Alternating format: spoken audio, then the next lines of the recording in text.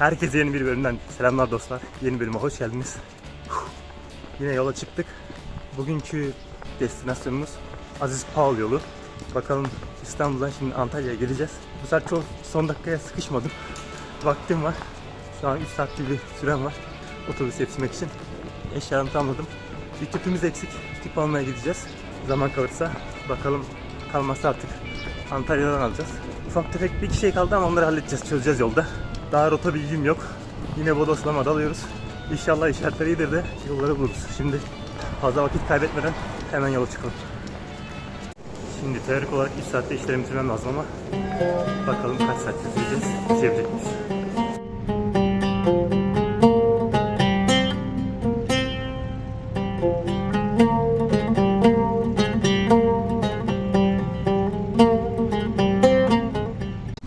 Şimdi Karaköy'e geldim. Buradan bir tüp almam lazım. Aslında bir de uzun çorap alsam iyi olur ama bakalım, bir en önemlisi tüp almak lazım. Onu halledelim. Tüp ayısına geldik. Bakalım burada var mı tüp. Son bir tane kalmıştı. Onu da ben aldım. İyi şansımız varmış. Şimdi otogara geldik dostlar. Otogardan Antalya'ya otobüs var. Buzlu turizmine gidiyorum bu sefer. Eskişehir'den gelirken buzluk almıştım. Fena değildi. Şimdi bakalım. Yaklaşık 12-13 saat sürüyor galiba. Yine yazarım. Yine söylerim size varınca. Şimdi çantayı koruması için yağmurluğunu koyacağım çünkü başına bir şey geliyor, sürtünüyor sağa sola falan filan. Onlardan korunmak için mutlaka korumasını takıyorum. Biliyorsunuz bir keresinde boya dökülmüştü otobüste. Otobüste bu tarz şeyler denk geliyor. O yüzden önleminizi alın yani. Hatta çocuk falan geçirdim yani bu arada. İşlerimin çoğunu hallettim. Bir kısmını da yolda giderken halledeceğim. İnternet paketi falan aldım. O işler tamam. Şimdi hazırız. İyi, yetiştik yine yani. Şu an önemli sayılabilecek bir eksiğim var. O da uzun yürüyüş çorabı. Çünkü şort giyince bacaklarım çiziliyor. Çalıya falan takılıyor, çiziliyor. Artık onu da idare edeceğiz. O kadar da olur yani.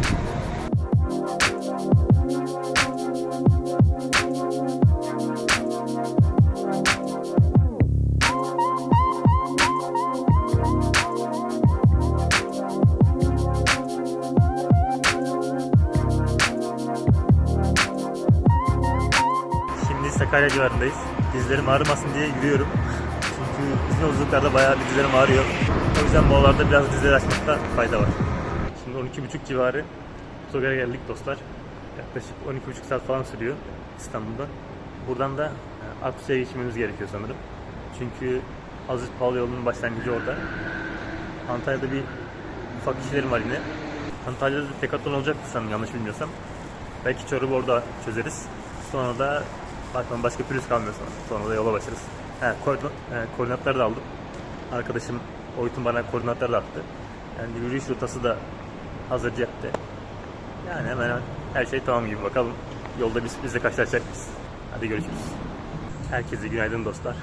Antalya'dan selamlar. Dostlar, otogardan tramvay kalkıyor. Tramvaya binip Aksu'ya gidebilirsiniz. Şöyle bir Antalya kart var. 35 lira karşılığında kart alıp içine de para yüklüyorsunuz. Yani 50 lira attınız diyelim, o para üstünü yüklüyor. Kartın içine yüklüyor zaten otomatikman. Yani basında 15 lira falan şu an. Biliyorsunuz İstanbul'da son bir eksiğim, uzun konçlu çorap kalmıştı. Yazlık ama. Onu almaya zaman yetmemişti. Ben de şimdi Decathlon'a geldim. Burada Cırnık'taki Decathlon'a. Buradan seçeceğiz. Abi Antalya çok sıcak ya. Yanıyor ya. Yanıyor. Şimdi Nisan'ın kaçındayız? 5-6'sındayız. Nisan 6'sında yanıyor yani. Dün gece de otobüste kelime çarptı biraz. O yüzden böyle hafif nezlemsizliyim ama yani bu sıcakta geçer diye umuyorum. Şimdi çoraplar kısmında şu Hike 900 ile Hike 500 arasında kaldım. Bunda merino yünü daha fazla. Gördüğünüz gibi işareti de var. O olabilir. Fiyatları 320 ile 390 değişiyor. Yani iki çift çorap 390 lira olmuş. Yapacak bir şey yok ama yani. Spor yapıyorsan, yani rahat etmek için, konforun için bu aralara vermen lazım. Bakalım. Ben de bir tane alacağım artık. Ne yapalım? Yapacak bir şey yok yani. 270'ti, bu 390'dı. Ama bütün gün ayaklarım şeyin içinde olacağı için yani ayak sağlığı çok önemli burada. O yüzden merino yünlü olanı tercih ettim. Yani bu outdoor ürünlerin tamamı yani kaliteli ürünler ve fiyatları da biraz pahalı ama bunu bir yatırım gibi düşünebilirsiniz. Yani şimdi aldığınız şey belki bazen 5 sene, belki 10 sene, yani çorap için değil de mesela çanta için 5 sene belki kullanacaksınız. O yüzden hani kaliteli bir şey almakta fayda var. Bir de sonuçta sizin sağlığınızı etkileyen bir şey, direkt birebir temastasınız yani. Ayağınızın bir pişik olması mesela veya bir terlemesi, işte ne bileyim kayması belki o yürüyüşünüzü mahvedecek. O yüzden imkanınız varsa kaliteli ürünleri her zaman ben tavsiye ediyorum yani. Uygun ürünler de mi olur mu? Yani tabii ki olur. Onlarla olur. Ben spor ayakkabısıyla yürüdüm de biliyorum yani. O yüzden yavaş yavaş hani çıtayı arttırdım yani, öyle diyeyim ben size. Dostlar, güneş altında gerçekten yanıyorsunuz. Yani şu an 5 Nisan ama 28 derece falan hava sıcaklığı. O yüzden mutlaka gece yürümeye çalışıyorum. Hemen gelmişken size burada Hadrian Kapısı'nı da göstereyim. Yakından da gösteririm. Antalya'nın neresi katsanız tarihi bir şey çıkıyor yani. Hatta yani şehir meydanında bile böyle tarihi eserler görmek mümkün. Abi, Roma İmparatoru Atelier, yani Antalya'nın eski ismi, ziyaret ediyor ve onun şerefine bu zafer takı inşa edilmiş. Gördüğünüz gibi surlarda devam ediyor. 3 kapılar da deniliyor aynı zamanda. Bu arada Antalya'da gezebileceğiniz yerler arasında Antalya Müzesi de var. Ben vaktim varken bir geleyim uğrayayım dedim. Zaten tramvayla da tam önünde indiriyor. O yüzden ziyaret edebilirsiniz isterseniz. Müzenin içinde neler var diyecek olursanız, öyle fosiller, eski deniz canlılarından fosiller. Şöyle eskiden kullanılan yongalanmış taşlar var. Şunlar kesici olarak kullanılıyor. İçeride öyle tarihi eserler var, vazolar, küpler, heykeller, işte önceden kullanılan el aletleri. Bunlar mesela ip elde etmek için kullanılan ağır çaklar. Bu tarz şeyler var bu bölümde. Gittikçe ilerliyor. Hani zamansal olarak ilerliyor. Eskiden ölüleri şöyle küplerin içine gömüyorlarmış. Şurada da bulunma zamanları. Gördüğünüz gibi daha nitelikli vazolar yapılıyor. Şunlar hatırlarsanız Herkülüs filmde vardı şu tarz şeyler. Şurada da bir şarap yapımını anlatılıyor. Tasvir edilmiş. Bildiğimiz güveç ve lazımlık abi. Şurada İsa'dan önce 4. yüzyılda ile 4. yüzyılda arasında icat edilmiş. Eskiden bu bölgede karayollar yaşıyormuş. Zaten karayolunu yürüdük bir kısmını. Likya yolunun bir kısmını yürüdük yine. Şimdi yürüyeceğimiz rotaysa şurada Pamfilya ile Psilya bölgesi olacak.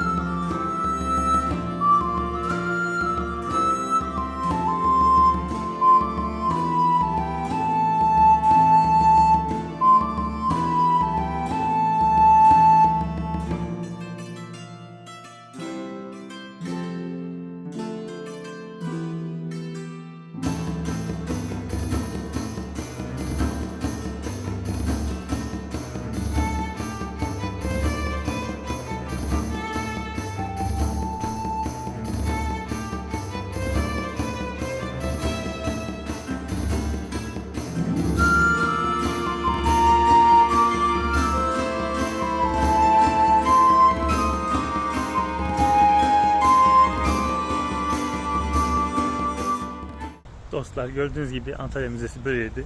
Burayı anlat bitiremeyiz yani, çünkü ta Neolitik dönemlerden başlıyor. İşte Roma dönemine kadar falan eserlerin olduğu bir müze. Hepsini tek tek okumak, incelemek lazım. Ben size sadece müze gezmekten sıkıldığınız için size sadece böyle temel yerleri göstermeye çalıştım. Bu arada eserlerin birçoğu da Amerika'ya kaçırılmış, kaçak yollarla işte veya mezar hırsızları çalmış.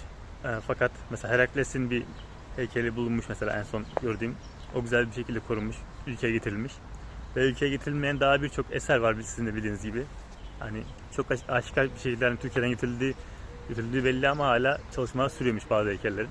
Bir kısmı alınmış. Bu da sevindirici bir şey. Bize böyleydi. Gelmenizi tavsiye ederim yani vaktiniz varsa. Şu aslan heykelini görünce yine aklıma gereksiz bir bilgi geldi. Dünya üzerinde aslandan daha çok aslan heykeli varmış. Alın bu bilgiyi, ne yaparsanız yapın. Dostlar, müzeden çıktıktan sonra Göl diye bir mekan var hemen karşısında. Direkt buraya gelip eğer acıktıysanız veya bir şeyler içmek isterseniz mutlaka buraya gelmenizi tavsiye ederim. Hem manzarası güzel hem de yiyecekler içecekler de lezzetli. Hemen size manzarayı da göstereyim.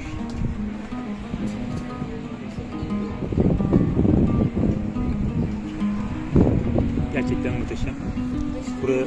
Burada oturup saatlerce bu manzarayı bile izlenir yani. Dostlar, Nisan ayının başlarındayız ve hava gerçekten çok güzel. Hatta insanlar denize girmeye başladı. Gördüğünüz gibi. Burası sadece insanların denize girdiği bir yer değil, aynı zamanda sosyalleştiği bir yer. İnsanlar buraya gelip çeşitli aktiviteler yapıyor. Hem kanoya binen var, işte balık tutan var. Ne bileyim, sadece oturup çayını içen, denize izleyen bir insanlar bile var. Yani sahil şeridinin böyle bu kadar uzun olması ve güzel olması gerçekten büyük bir şans burada. Ve deniz de gerçekten çok temiz. Zaten Talyan denizini biliyorsunuz. Anlatmama gerek yok. Yukarılarda da hala karlar var yani, görüyorsunuz. Nazilerimizde de gördüğünüz gibi asansör var. Güzel bir manzara noktası. Müzeye çok yakın. Yürüme mesafesi. Az önce olduğumuz yer asansörde burası. Burası da Konyaaltı plajı olarak geçiyor. Burada gördüğünüz gibi hem yelken yapabileceğiniz, hem ister bisiklet sürün, ister köpeğinizi gezdirin, ne istiyorsanız yani koşun. Spor aktiviteleri yapan insanlar bayağı fazla. Falezleri de göstereyim size. Biliyorsunuz asansörden aşağı inince zaten direkt deniz seviyesine iniyorsunuz. Dediğim gibi Geyikbayırı zaten kaya tırmanışıyla meşhur ve dünyanın her bir yanından insanlar geliyor. Eğer ilginiz varsa bu sporu öğrenmek istiyorsanız yani burada öğrenebileceğiniz en güzel yerlerden birisi. Hem de çok güzel dostluklar kurabileceğiniz bir yer. Aşağıdan göstereyim. Hani her seviyeye uygun tırmanış rotası var. O yüzden de sıkıntı yapmayın yani. Siz gelin yeter. Pansiyonlar falan da var. Sizin için plaja da indim dostlar. Gördüğünüz gibi tertemiz. Size birazdan göstereyim. Hem deniz temiz hem de sahil temiz. Zemin taşlık ama gerçekten güzel bir yer. Hem doğası hem havası gerçekten inanılmaz yerlerden birisi yani. Şöyle falez manzaralı. Size denize göstereyim. Dediğim gibi burada hem sahilde balık tutuyorlar. Yüzmek isteyen yüzüyor. Şu an akşama doğru yaklaştığı için insanlar havası biraz soğudu. O yüzden yüzmüyorlar.